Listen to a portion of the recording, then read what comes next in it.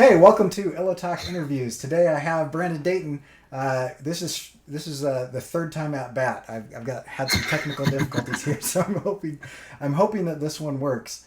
And if it doesn't, I'll just post this later. But and I'll edit this part out, so no one will ever know that it's happening. But we are live. We are live. I'm seeing it now. Okay, so real quick, I just wanted to do this a quick introduction of Brandon. Brandon has done quite a number of things and has a ton of experience in a lot of different things. And so I met him actually at a convention years ago right here. And Brandon was nice enough not to tell me that my webcomic at the time was this awful piece of garbage.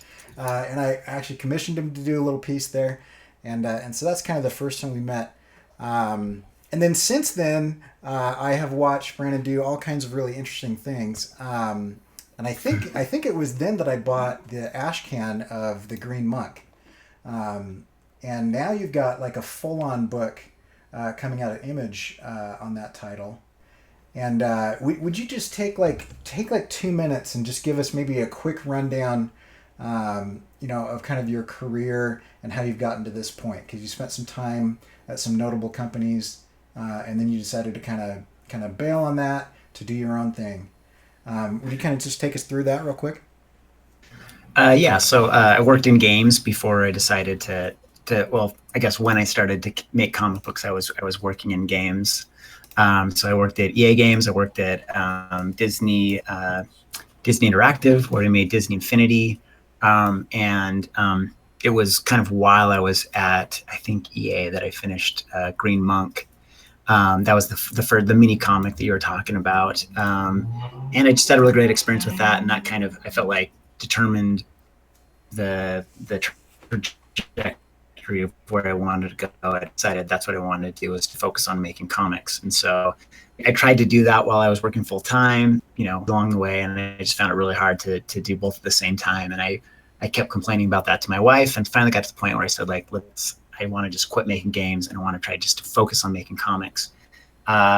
She was awesome enough to support me on that. And she even went back to work to kind of help smooth the finances out a little bit. And it's been almost 3 years now. And it's been like a really incredible learning experience. I mean, a lot of that I've tried to share over my YouTube channel as I've learned. So now we're at this point where we got Green Monk coming out this September from Image Comics. And so this is the main piece of work I've been working on over the last 3 years. I'm happy with what I've completed. I hope that it makes some money at least, Yeah. But whatever happens, we'll roll with it. It looks awesome. Will you on your YouTube channel, you tackle some really interesting topics that I think some people kind of shy away from. Everything from depression to why art is important, to all kinds of different things. You've got almost kind of a purist mentality, though I wouldn't call you that, because I think that a lot of people who I'm a purist, they're kind of hardliners, but I feel like you consider a lot of different options and a lot of different opinions, and I feel like you express those really well. One question I had on the Green Monk is, you talk about artistic integrity, and one of my questions is, of all the things that you could do, you chose to do this. What is it about this particular story that you feel like is worth spending such a considerable amount of time and effort doing? Yeah, I think that's a really interesting question. I think art kind of works backward in that sense of like purpose, and why you're doing something is usually something you discover along the way. For me, anything that I've ever wanted to dig my teeth into artistically, it starts out as being an idea that really excites me, and I start developing it. And then along the way, I kind of discover kind of what it means and why I feel like it's important to tell the story. And I kind of hesitate to go too deep into like what this story means to me, because I'm also a big believer in like, I want people to have their own experience with a piece of art. And I don't want to, I also don't like this. There's kind of this thing in our culture where we treat creators as if they're experts of some sort of real world, and the truth is it's all just made up stuff So the only stuff I know about this world is like what I've put into this book, and there's no official interpretation of it. It's for people to take and understand in their own way. For me, it's just I remember I went through a phase where I was going to conventions and I was kind of excited about conventions, and I was like, okay, what do people want? Like, I'm going to make stuff that people want. And I was copying what other artists were doing, and like, oh, people are doing like sketchbooks, or people are doing art that looks like this. And I made a lot of stuff where I was kind of copying what other artists like. And I never did really well selling any of those things. And finally, I just got to the point where I said, okay, I just want to make a piece of art that's meaningful to me. And it's meaningful at such a deep level that I'm not totally consciously aware of why this thing is meaningful to me and why it excites me and drives me. But that's the thing I'm going to make, and just like to hell with whatever's going to happen with it. And so that's what drove me to do Green Monk. I'm like, I'm just going to finish this thing. I just like threw off all other distractions. I finished that first book. And after it, I was like, yeah, this is the right thing to do. And yeah, I don't know. I just feel like when it comes to artistic integrity, it's there are like no guarantees, right. Like you have kind of a feeling artistically, and you kind of need to just like go with that feeling and be, for lack of a better word, kind of true to that feeling, and just put some work into it and just kind of see where it leads, Yeah. And you've also mentioned that somebody gave you some advice, and you didn't say who it was, that you have to kind of strike a balance between, what it is that you want to do as an artist versus what might sell. And a lot of that is an interesting balance, because at a certain point, and it's probably a different point for everybody, you lose who you are in that, and you start doing what you were just talking about, where I'm going to chase this trend. And you see a ton of people doing that. There are people that do fan art because they love doing fan art. There are other people that do fan art because they see it as an opportunity. Oh, this thing's coming out and I'm going to do a thing for it. And I don't think you're like this either, but I'm never one to say that this is wrong and this is right or whatever. But it seems to be that there is a range, there is a gauge where at some point in time in that process of what is going to sell versus what is it that I can bring to the table here, you either lose yourself or you get so lost in yourself that it's not interesting to anybody else.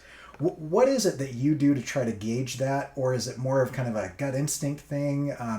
Do you ever have like any reality checks where you realize you've gone too far in one direction or the other? So I have to give props that actually came from Sam Nielsen. So he was one of my coworkers at Disney. Amazing artist, one of the most brilliant like understandings of light I've ever seen in an artist, and I learned a ton from him. But yeah, that's one thing that he often talks about, is he actually does kind of this Venn diagram where it's like, here's the stuff that you love, here's the stuff that the rest of the world wants to see, and where do those things intersect. And that's really a fantastic place for you to try to invest your time. And the real tough thing is like, that's not obvious where that intersection is, right. Because a lot of time you want to create something that may have an appeal that people may really love, but you don't know yet that they're going to love it, and so that's not at all easy to figure out. So, honestly, like my approach is, I don't think that there's like a surefire way to hit that correctly. Yeah. I mean, really, to a certain degree, it's experimental. You really need to test the waters, and you need to say like, here's something that really interests me. I think it's something other people are going to be interested in. And you need to find ways to kind of like throw stuff out there. And so in a certain extent, that's what the first Green Monk mini comic was. It was like, what's the lowest cost way that I can throw this thing out there and see how people respond to it, and like, once I got more of a response, I could go back and kind of invest some more into it. So there's always peril with making art. And I am not one to like sell this story ever that like, oh, if you follow this certain formula, if you follow this path, you get a straight shot, Right. I try to avoid on my YouTube channel, I try to avoid like the motivational speaker type approach to making art. Yeah. Like, art is totally worth it. It's probably the most important thing some people are going to do in their life is dedicate their art to making life. But I don't want to paint a rosy picture. I want people to understand that there are costs to it, but that's also what makes it worth doing. Like, it's something that does take courage to go out and make something without knowing people are going to respond to it, and knowing that you may not make any money from it. But it wouldn't be something that was courageous or worth doing if it wasn't difficult, and if there wasn't a cost and a risk to it. Yeah, absolutely. And I feel the same way for a lot of different reasons. But one of the things that I find really interesting about art, be it writing, acting, visual communication of any sort, is you are putting a piece of yourself out there very visibly and very easy to critique. And kind of anyone that sees it can feel like they have an opinion of it, however informed or uninformed their opinion might be. And that's an exceptionally vulnerable place to be. And most people in their work don't find that they're in that situation. Whereas if I go out and I draw something and I put that thing out there, somebody who's never put pen to paper at all could come by and say, "Oh, I hate that, blah, blah, blah," right? And that maybe there's a piece of me in that makes me feel very vulnerable. Whereas a dentist or an accountant or whatever, their work is not visible and it's somewhat masked because there's not this mass consumption of dental work, where people are looking unless there's this like some really gross negligence in their work, right? Exactly. I mean, it's if kind they of really different drop the ball, they can only like really fail. Like, that's the only, there's not really any like amazing upside to being a dentist or being a doctor. Like, you do your work to a certain degree, and it's not like you can be a rock star doctor. It's like either you do it and are successful, or you fail and are a disgrace to mankind. But with an artist, it's totally opposite. It's like you have to reach for this thing. You have to reach beyond to kind of get the acceptance. Yeah. But that whole feeling of failure, the whole experience of failure, and the fear of like, man, I don't want to put my stuff out there and be rejected. And that's also such a valuable experience, I think. That like the interface between your art and the outside world is incredibly important. Like, I think every artist needs to have the experience of making a bunch of cool art, making a bunch of prints, making books, going to a convention, setting up this beautiful table, and then just sit quietly for 2 days and not have anyone come by your table. Everyone needs to have that experience, because you learn something through rejection that you cannot learn any other way. Yeah. I mean, human beings, there's this sociologist, Jonathan Haidt, that talks about, I don't know if you're familiar with his work, but he talks about this idea that human beings by themselves are stupid, and they're just prone to all sorts of errors, confirmation bias, and they get caught up in redundancy together and start kind of, that's where really great ideas are produced. So it's important for artists to really put their art out there at whatever level it's at, and just to start working towards making better and better art. And it's a conversation. You have to engage with the community for that conversation to happen. Right. Yeah, that's really interesting. And another thing that you bring up, and you kind of started to touch on this, that I find super fascinating, is why art is important. And I like to talk about it through the idea of rebellion. And the idea of rebellion is that every generation you have a new group of people that come through, and they look at the situation that they're growing up in, and there's some things about it that they don't like, that they feel are wrong.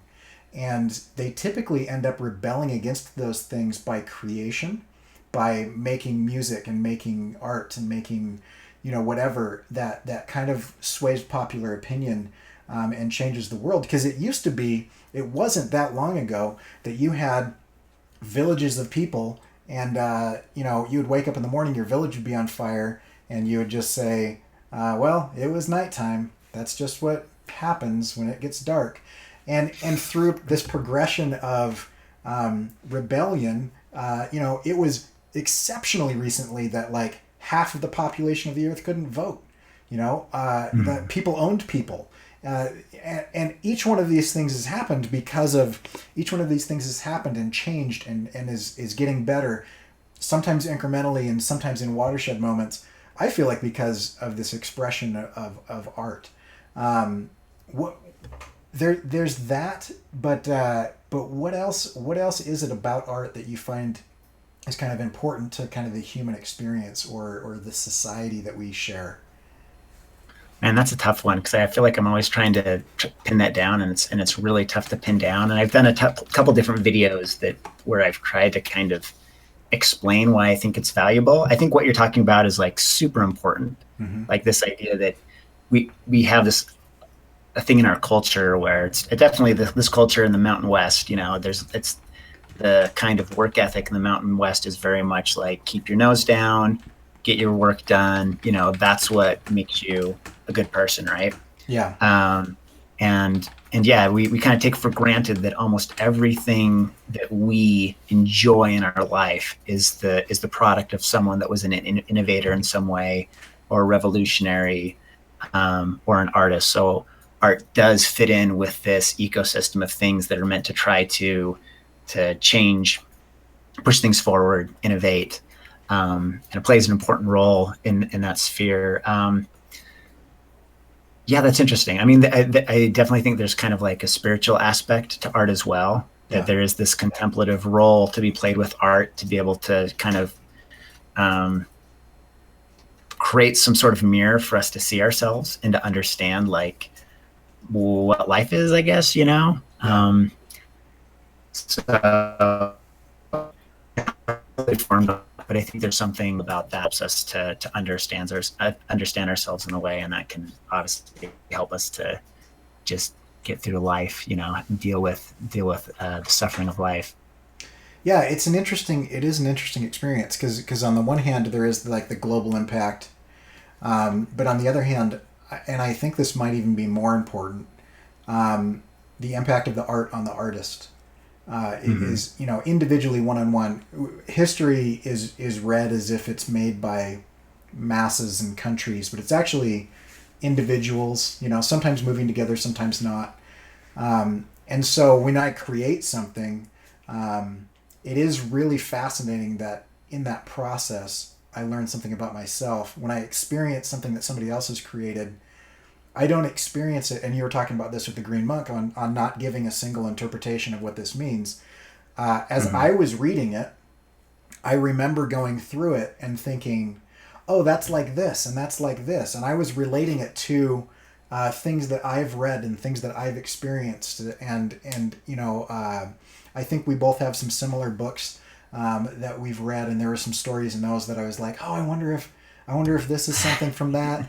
And, and it was, I think I know probably exactly what you're referring to. yeah.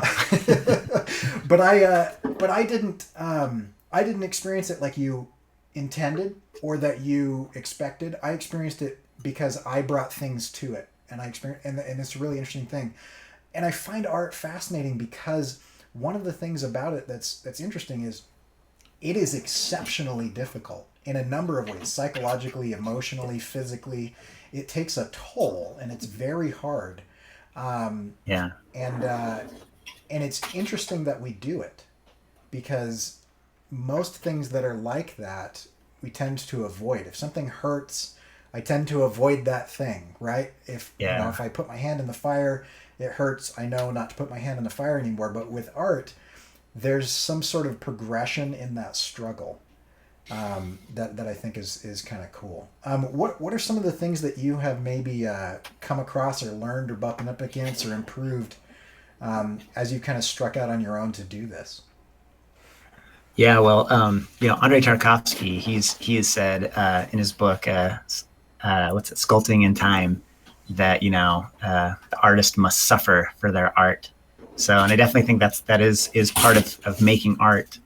There is a certain amount of pain and suffering. It's also can be like tons of fun at the same time, obviously. Yeah. But it's definitely a pain in the ass. There's the other thing I like to think of. I heard this at Comic-Con once. Guillermo del Toro was talking about making movies, and he was saying, like making movie is like eating a sandwich full of shit. Sometimes there's a little bit more shit. Sometimes there's a little bit less, but it's always shit.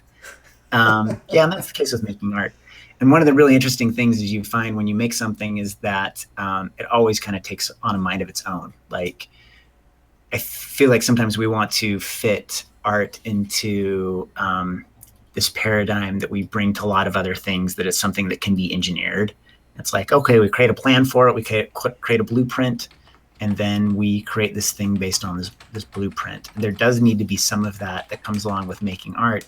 But the really exciting thing is as you create it, that it really becomes its own thing. And it becomes something that you never planned. At least that's the case for me, is that I look at this thing that's kind of organically growing. And at the end of the day, it's something totally different than I had envisioned. It really becomes its own thing. So I really love that kind of experience of having that connection between the imaginary and having that, where that interfaces with like real life, and kind of the magic that happens at that intersection. And so, yeah, that's something that I've tried to work to find, but yeah, I don't know where I was going with that, but Yeah, no, along with that, it kind of reminds me of, and I reference this book all the time, but The War of Art, oh yeah, by Stephen Pressfield. And he has an entire chapter in there that most people don't talk about when they talk about this book, because they use it as kind of a motivational thing. But he has an entire chapter there where he's talking about there are these forces, these beings, call it God, call it angels, call it the universe, call it whatever you want. There's some sort of creative entity outside of time that are waiting to inspire people. The Greeks called it muses, the Romans called it genius, you know.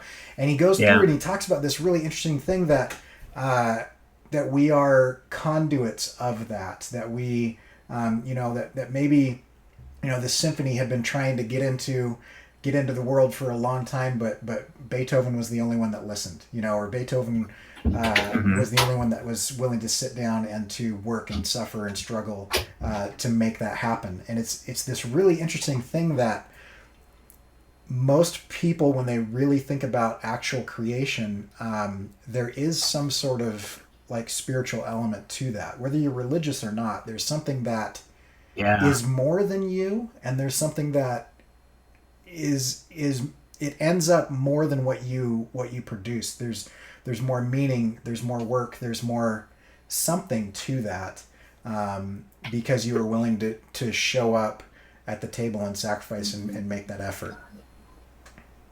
Yeah, I've heard lots of artists use that same metaphor. I think Stephen King talks about that idea about like you kind of put in the work and then the inspiration comes after you put in the work. I've heard Twyla Tharp kind of uses a similar metaphor, and Stephen Pressfield, and that's definitely one that I really, really like. But yeah, I think it's so hard to talk about art without starting to sound kind of spiritual. And I think there's definitely a very big connection between art and the part of our minds that want things like religion and spiritual things. And regardless of where those things actually come from, like that's what the experience feels like. It certainly feels like there's something bigger than yourself that's driving things. And I think that's an important thing to like key into and be aware of. I just kind of imagine that we have these millions of people, billions of people all over the planet, and they have just there's this giant imaginary space. Like people live these rich imaginary lives, and most of those imaginary lives are just like kept within these I don't know how I would say it, but like lock boxes. And most people go their whole lives carrying these like imaginary treasures in these lock boxes, and then they bury them in the earth when they're dead, and they never see the light of day. So there's always this part of me, as I'm creating and want to create things, that is thinking like, I have these things in my head. I have an imaginary life within my head. It's this rich imaginary life. And I feel like it's important to do the work that I can to get that stuff out of my head and into the world, and not that it's such amazing stuff either, but that it just needs to be part of the discussion, to put that out there, to let that kind of interface and interact with everything else, and to see what comes of it. So that's something I'm constantly thinking about. I've always had these experiences where I'm just like, oh man, what if I died? What if I died and I didn't finish this thing? Like the idea of dying before I finish something is like, I hate thinking about that. And I have like a list of stories I want to tell. And I'm just, oh man, I'm so lazy. There's no way I'm ever going to be able to tell all these stories within my lifetime, And within Yeah. 10 years, I'm going to be twice as lazy once I get a little bit older. But that's part of what drives me. And that's also part of what, like, when you finish something, that's why it's such an amazing experience to finish something, because it's like, I got something out there, I finished it. Like, that experience of finishing something and kind of giving birth to something, is like a singular experience. It's I think it's very unique. There's a few other places where you can have that experience. Yeah. Yeah. I'm on the tail end of that right now. I just finished illustrating a children's book. I've got all the inks done, and I'm just tightening up the writing, and then I'm getting into the publishing and promotion stage. And it's weird because I kind of experience it in two ways, and I think I experience both of them at the same time. But there's this sense of accomplishment, that I'm super excited that I was able to do this. But there's also this kind of like post-project letdown or post-project depression where it's you're pushing so hard and it's so consuming into all of your life, and you think about it during the day when you're not working on it, and then when you wrap that, it's like, oh man, there's this void, this hole. You've kind of like let this project kind of fill this space, and it nudges inside of you and kind of like builds this like this area in your life, and then when it completes, there's kind of this like emptiness. Oh yeah, I absolutely felt that. Yeah. Yeah. What do you do with that? I don't know. Suck it up, I guess. No, I totally experienced that when I finished Green Monk. It was like, wow, I did it. And, you post it online and people are like, hey, you finished it. Awesome. And then after a while you're like, wow, it's done. Yeah. That was it. I spent 5 years on this project, on and off, and now it's done. And there's a sadness to that, obviously. I think there's also part of it is this expectation that you've wanted to do this thing, and once you finish it, you just feel like, oh, it should be this like really intense, like orgasmic experience or something. Right. It's not really this like super intense experience. I mean, there definitely can be ups and downs. But I kind of found that over time, I finished the book this past spring, I believe. No, it was actually I finished it last year. Yeah, end of last year. But I've kind of found that those emotions kind of even out. There's the big up, then there's the big down. There's still things happening with it, so I can get excited about like things. But what kind of emerges once that all kind of quiets down is just kind of like just a sense of pride and the sense of like I don't want to say satisfaction, but like self-respect, I guess, that comes from having finished something and done it with integrity. So that's something now that it's like, that's something I can carry with me. That it's like, whether I have ups and downs, and like I've talked on my channel, like I deal with depression and I can have good days and then I can have bad days. But like the two things that are always consistent, regardless of how down I am or how up I am, is that, I have the feelings I have towards my family, the importance of my family always stays with me. And the self-respect I have from the work that I've done always stays with me, that I can always feel, it's this idea that even when life is tough, it's like life can be really horrible and there's suffering and it can be hard, but even then you can hold on to the life that you live. It's kind of that Viktor Frankl idea that you can find meaning even when things are tough. And that's kind of that's really what I find in my work. And then with my relationships with my friends and my family, I just find that that's like a very grounding force. So having finished that book is a very important part of that force, where it just kind of grounds me in my life and creates a strong sense of who I am and a sense of self-respect for who I am. So yeah, that's awesome. Changes with time, I think. Yeah. And I think I'm a lot earlier on than you are. I think you finished more projects than I have. And so I don't know, maybe I'll get used to it. Maybe I won't. But even the little projects, I did this project for Jim Henson Giants, which was like a 22-page story. And that was a microcosm of the whole experience, going through the full life cycle of that project. And that was the first time I've done a project that quickly and wrapped it up that quickly. And it was really the same experience. It was like the same process, just done in a matter of a couple months. Yeah. But Yeah, that's really interesting. So what do you, another thing I wanted to talk about, that you've mentioned, you just brought up depression.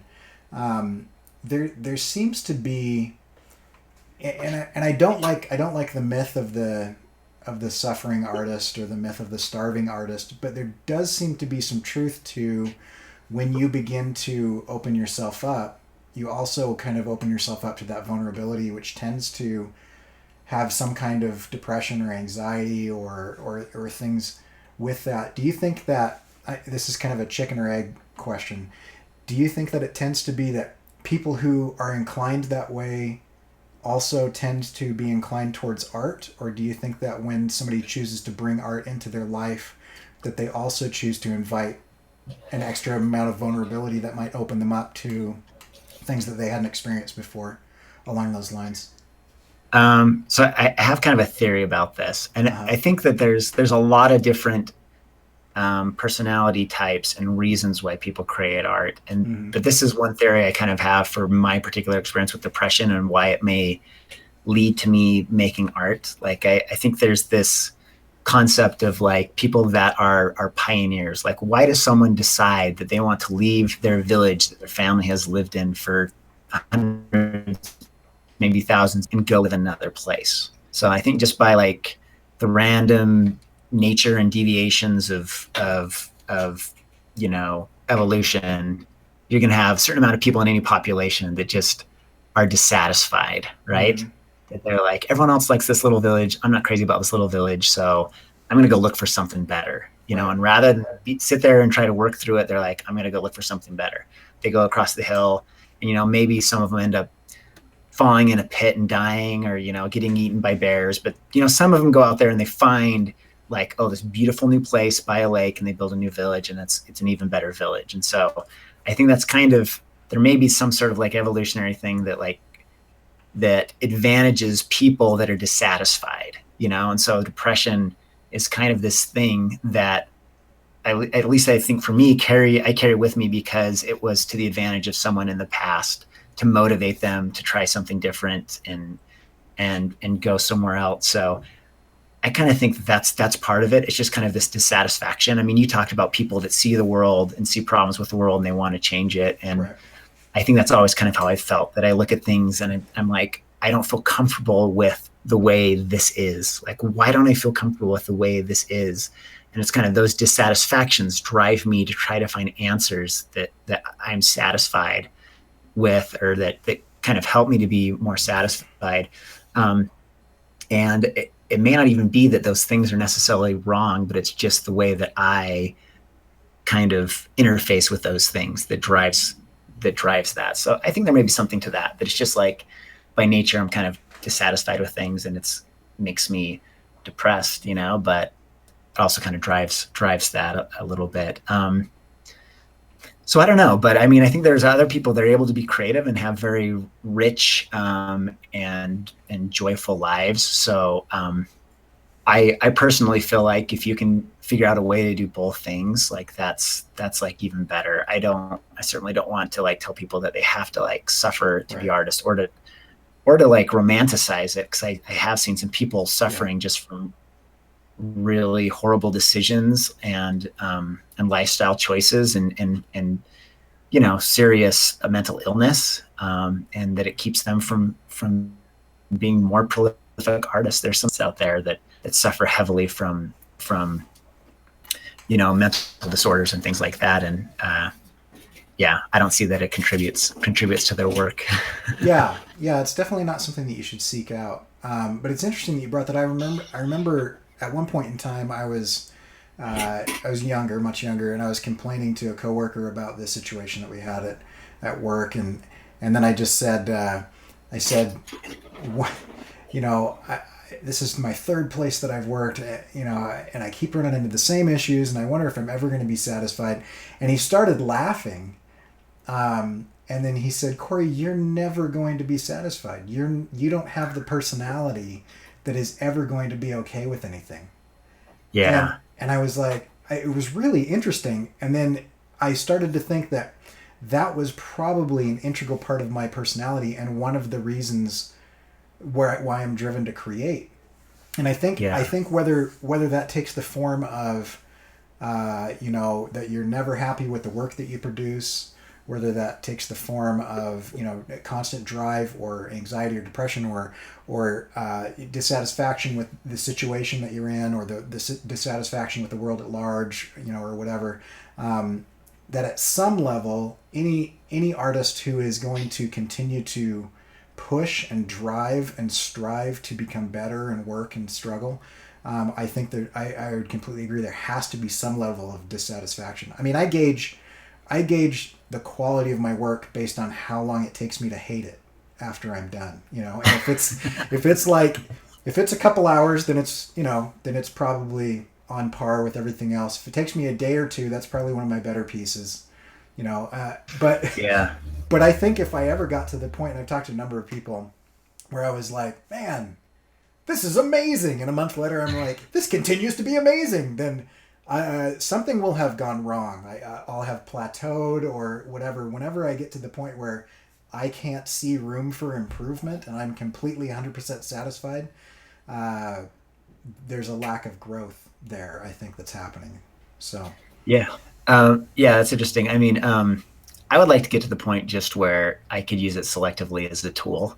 Like that would be like my real hope, would be that like, okay, I could use that dissatisfaction when I need it, but figure out how to like kind of turn it off, and not even maybe just turn it off, but just like be able to not, I don't need it, yeah. Because it can affect like every area of my life. But I have found over time that, that as I do this more and more, I have found that I do feel a little bit more like confident in my work. So there still can be a level of like, yeah, I want to do better. I want to do stuff better. But I have found that I've gotten to the point where I can look at my work and say like, as far as my art skills go, like I've had this anxiety for, since I started drawing of like, oh, I need to get better. I need to keep practicing. I should be drawing more. I should be drawing more. And there's a lot of artists that just, I mean, it's just like, walking for them. They're just always drawing, and they just do it by nature. And I'm not one of those artists. I'm always someone that's I've had to like push myself to grow as an artist. Yeah. But I did come to a realization recently that like, you know what, my skills as an artist are good enough for the job at hand. Like I'm kind of at a phase right now where it's like, I want to stop and I want to start looking more at my storytelling abilities and my writing, and start trying to get better in that area. So there is a part of me that's like, I think I've been able to let go a little bit and say like, okay, I could get better as an artist. Like there's artists I see every day where I'm like, oh my gosh, this person is amazing. I'm never going to be this good. But I do need to stop and say like, okay, for what I'm trying to do, for the work I'm trying to do, like I don't need to stress that much. I can focus on other things. I can focus on being a better writer. I can focus on, other areas, or just, even visual storytelling, which is still very much about art, but kind of another element of it. So I think it's just about like being selective with how you're gonna be dissatisfied. Yeah. We've got a question in the chat. D. Bradford Gambles is asking, Oh, great. where do you get your ideas from? Well, Brady is a great fan, but he's also a great troll. So I made a YouTube video just on this subject, so I could answer his question. All my great ideas are just stolen from Brady. So I just try to go through his trash or watch through the window. Try to watch the TV shows is watching, and I steal ideas from the shows that he is watching. Gotcha. And you can get great ideas from Teletubbies. So Brady. That's good. Does he ask what pen I use too? Yeah, he also asked what pen I use. Yeah. The second question was a bit of a I have a video. Yeah. But I actually I've do. got a whole most. Sorry, go ahead. Oh, I was going to say, I actually do have just a bit of a question. We've been talking about kind of tapping into that. whether you want to call it the muse, the genius, the inspiration, or whatever. And a lot of people do ask the question where your ideas come from and all that. But I've noticed that each artist has, if they've been creating for a while, does develop a series of practices that they're able to do to switch modes of thinking. I might be in a very analytical mode of thinking. I might be in a very angry mode of thinking. And I need to be in a creative mode of thinking. There's a series of things that I can do to my environment or my thought process or whatever. I'm curious, what do you do to get yourself into kind of the inspiration modality where you're more susceptible to come up with ideas? Do you have any practices or anything along those lines? I need to be better at kind of being more deliberate about this. But I'm learning little by little about what it takes. I definitely have a part of my mindset that can be kind of hard on myself and that wants it to be all about checklists. And sometimes I have to be able to get out of that mindset. If I'm too stressed out, it's really hard for me to create. But I have found over time that that kind of do the work type of idea really is true. And for me, like if I'm exploring ideas, like for example, if I'm doing like a character design, it's going to take me about an hour of drawing before I really get warmed up.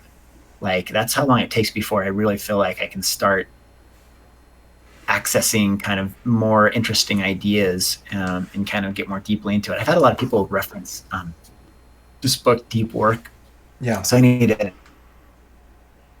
check that out. I think that there can be that kind of investment you need to put into just kind of getting started with the work. And it usually, for me, the best stuff is probably an hour, 2 hours to when I do my work. So you gotta, I think being patient is part of it and spending that time. What was the other thing I was going to say? The other thing that's really helpful to me is to be a consumer of art and be a consumer of the art in a right way. So anytime that I see a piece of art that I find really exciting, really engaging, and that I can just really dive into, I find that that's super helpful. Like if I binge on a comic book series and just read like a ton of comics, I'll be able to step away from that. And I just feel like I'm so much more original and kind of primed to kind of think of more interesting shapes and interesting designs and things like that. The same goes with like reading or like seeing movies or reading other comic books when it comes to story. And I honestly get really inspired by art that fails. I see something. And the question I always have running through my mind is I always have like a what if going through my mind. So I watch something and it's like, oh, what if they did this instead? What if they did this? What if they took this one part of this movie and you did a whole story based on this one part of this movie? And so I think asking those questions, always asking like, how could something be better? And playing those type of thought experiments when you watch a movie and being like, how could this have been better? What if they did this thing instead? That's like being kind of like taking on something on as an imaginary project and being like, if I were to do this, I would have changed X, Y, and Z, but man, so much of it is just like kind of letting yourself be yourself. I mean, there's all these kind of like woo-woo cliches about it, but creativity is really hard, I think, to drive and to make happen. And a lot of it is like kind of allowing yourself to kind of wander and explore. And I've advocated for before, like kind of, walks, like explorative walks. Mm-hmm. If you're going to go around, like take a walk and just explore and not actually have a path, like that can be very, very beneficial to kind of opening your mind and thinking about things. So yeah, there's some thoughts. Like I said, it's not something I've really figured out in a concrete way, but, yeah, I'm thinking a little bit more about lately. Yeah, that's interesting. Okay, I have one last question. My computer's freaking out here, so let me just do this. I have one last question. If you had a time machine and Uh-huh. you could only go back in time and tell yourself something. So you can't go back and like kill Hitler or anything. Uh, Yeah. what period of time would you go back to? What age or time period do you go back to, and what would you tell yourself? Okay. That's really good. First of all, let me just say the fact that we ask questions like that, I think is super interesting. That people like ask, like have time machine questions, and they're like, "Oh, if I were to go back, I would change this and this and this." Um, and I usually like to, when I think about those questions, I usually like to imagine, okay, well, if I'm 20 years from now, what would the person 20 years from now want to come back and tell me? That's another interesting thing to think about. But I would mostly tell myself if I were to go back just to be patient. Yeah, I think we live in a world where people want things and they want things very quickly, and there was a time where I was like, I wanted to find success by the time I was 30. And it took a long time to get to a point where I felt like I could even do the work I wanted to in a way that I felt good about. mm-hmm. Um, what time period would I want to go back to though? That's really interesting. Probably the best one would be, I don't know, maybe like probably a few years after I got married. I was working at a job and I didn't have a lot of hope for, I guess, my future. I was kind of starting out. I was maybe, I think, 27, and kind of had big ambitions for myself, but I didn't see any of those things emerging anytime soon. And I would just go back and tell myself, like, be patient, just keep doing the work you're doing. Eventually, it's gonna produce results. About making art is it's not like being an athlete. Like if you want to be an MMA fighter and you're a young kid, Yeah, like you got to bust your ass because there's a you know there's a clock running on that, and sometime your body's not going to be able to do that stuff anymore. As an right. artist, you really have a long time to work on this stuff to get better at what you do. And it may take you till you're 40. I just turned 40 last year, and this is my first book coming out from a major publisher. And it took me this long to get to where I am, but everyone's going to be 40 someday, you know, so you might as well start putting in the work now so that you can be in the place you want to be when it gets to that point. So be patient. Yeah, that's awesome. That's great. Okay. Well, any parting thoughts before we call it? Parting thoughts. Well, of course, I want everyone to check out Green Monk when it comes out. It's for pre-order right now, so you can pre-order it over Amazon, also at your local comic book shop. That's the best place to probably pick it up if you can support your local comic book shop. And I guess for those that are aware, we're wrapping up Sketchbook Summer soon, which is the monthly drawing challenge. We're in the second year of, so that's got about 3 days to go. So if anyone's participating in that, best of luck on finishing that up strong. And yeah. I mean, if people want to see more of my work, they can check out my YouTube channel. I'm really easy to find because I use my name as my handle in almost all of those places. So Twitter, YouTube, it's Green Monk on Facebook. But yeah. Yeah, and I'll give you an amen to that plug. But if you haven't checked out Brandon's stuff, go to brandondayton.com. He's got all that stuff right there. And at the very bottom, you can there's different links to different social media things. Follow his YouTube channel, and the link is in the description of this video, which I might have had some technical difficulties with. So if it's not there right this second, it will be for everybody else who's watching this later.